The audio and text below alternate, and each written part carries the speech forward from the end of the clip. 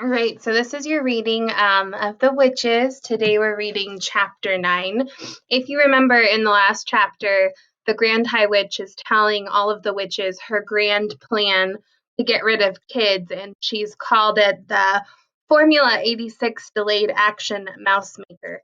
So she had told them to go by sweet shops, and they were going to put this magic potion in the candy that's delayed, and the next day after the kids eat it, they'll turn into mice. So this chapter is called The Recipe. I hope you haven't forgotten that while all this was going on, I was still stuck behind the screen on my hands and knees with one eye glued to the crack. I don't know how long I had been there, but it seemed like forever. The worst part of it was not being allowed to cough or make a sound, and knowing that if I did, I was as good as dead. And all the way through, I was living in constant terror that one of the witches in the back row was going to get a whiff of my presence through those special nose holes of hers. My only hope, as I saw it, was the fact that I hadn't washed for days. So remember, the cleaner they are, the better the witches can smell them. The dirtier that they are, the witches have a harder time smelling them.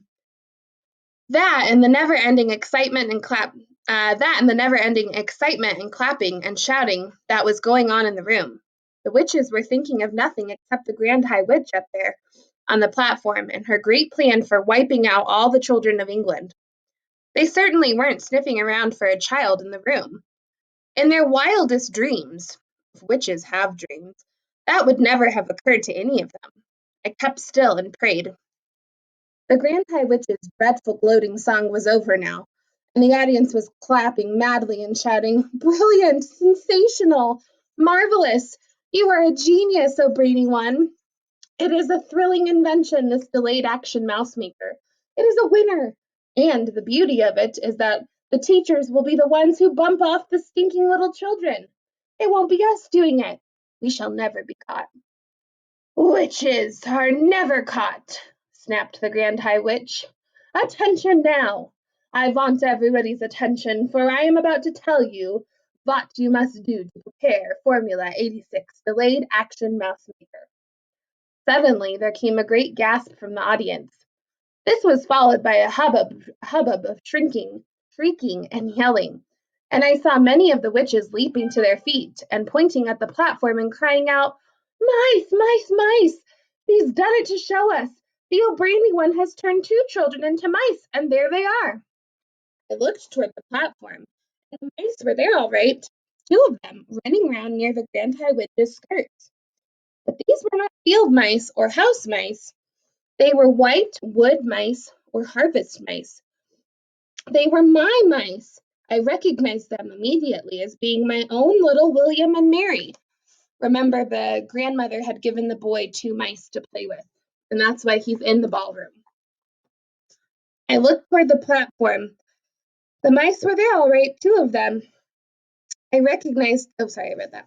"Mice," shouted the audience.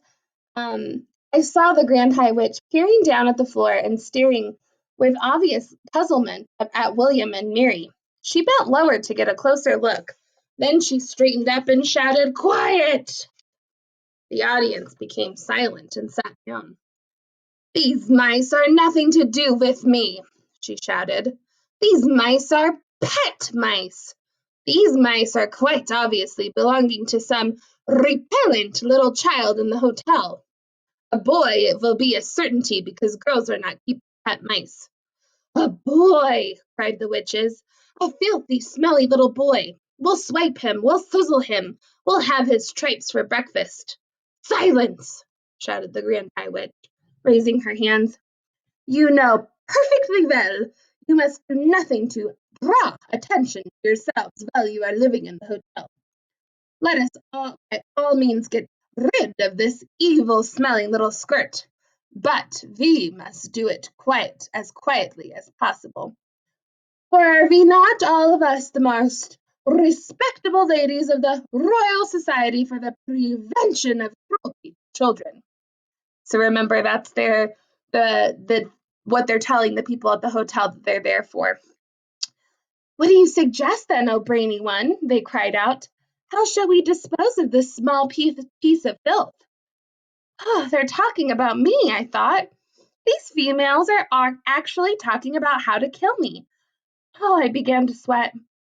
Whoever he is not important, announced the Grand High Witch. Leave him to me. I shall smell him out and turn him into a mackerel, and have him dished up for supper. Bravo! Cried the witches. Cut off his head and chop off his tail and fry him in hot butter. You can imagine that none of this was making me feel very comfortable. William and Mary were still running around on the platform, and I saw the Grand High Witch aim a swift running kick at William. She caught him right on the point of her toe and sent him flying. She did the same to Mary. Her aim was extraordinary. She would have made a great football player.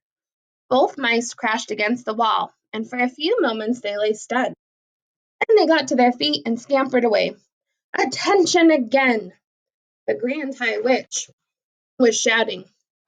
I will now give you the recipe for concocting Formula 86, Delayed Action Mouse Maker. Get out pencils and papers. Handbags were opened all over the room and notebooks were fished out. Give us the recipe, oh brainy one, cried the audience impatiently. Tell us the secret. First, said the Grand High Witch, I have to find something that will cause the children to become very small quickly. And what was that? Cried the audience. That part was simple, said the Grand High Witch. All you have to do, if you are wishing to make a child very small, is to look at him through the wrong end of a telescope. She's a wonder, cried the audience. Who else would have thought of a thing like that? So you take the wrong end of the telescope, continued the Grand High Witch, and you boil it until it gets soft. How long does that take? They asked her. 21 hours of boiling, answered the Grand High Witch. And while this is going on, you take exactly 45 brown mice and you chop off their tails with a carving knife. You fry the tails in hair oil until they are nice and crisp. What do we do with all those mice who have had their tails chopped off? Asked the audience. You simmer them in frog juice for 1 hour, came the answer. But listen to me. So far, I have only given you the easy part of the recipe. The really difficult part is to put it in something that will have a genuine delayed action result. Something that can be eaten by children on a certain day, but which will not start working on them until 9 o'clock the next morning, when they arrive at school. What did you come up with, oh brainy one? They all called out. Tell us the great secret. The secret, announced the Grand High Witch triumphantly, is an alarm clock. An alarm clock, they cried. It is a stroke of genius. Of course it is, said the Grand High Witch. You can set a 24-hour alarm clock today, and at exactly 9 o'clock tomorrow, it will go off. But we will need 5 million alarm clocks, cried the audience. We will need one for each child. Idiots, shouted the Grand High Witch. If you are wanting a steak, do you not cook the whole cow? It is the same with the alarm clocks. One clock will make enough for 1,000 children. Here is what you do. You set your alarm clock to go off at 9 o'clock tomorrow morning. Then you roast it in the oven until it is crisp and tender. Are you writing this down? Oh, we are, your grandness, we are, they cried. Next, the Grand High Witch said the Grand High Witch, you take your boiled telescope and your fried mouse tails and your cooked mice and your roasted alarm clock, and all together you put them into the mixer. Then you mix them at full speed. This will give you a nice thick paste. While the mixer is still mixing, you must add it to the yolk of one Grentel's egg. A Grentel's egg, cried the audience. We shall do that. Underneath all the clamor that was going on, I heard one witch in the back row saying to her neighbor, I'm getting a bit old to go bird's nesting. Those ruddy Grentles always nest very high up. So you mix in the egg, the Grand High Witch went on, and one after the other you also mix in the following items. the claw of a crabber cruncher, the beak of a blabber snitch, the snout of a grabble squirt, and the tongue of a cat springer. I trust you are not having any trouble finding those. Oh, none at all, they cried. We shall spear the blabber snitch and trap the crabber crunch and shoot the grabble squirt and catch the cat springer in his burrow. Excellent, said the Grand High Witch. Then you have mixed everything together in the mixer. You will have a most marvelous looking green liquid. Put one drop, just one itchy droplet of this liquid into a chocolate or sweet, and at 9 o'clock the next morning, the child who ate it will turn into a mouse in 26 seconds.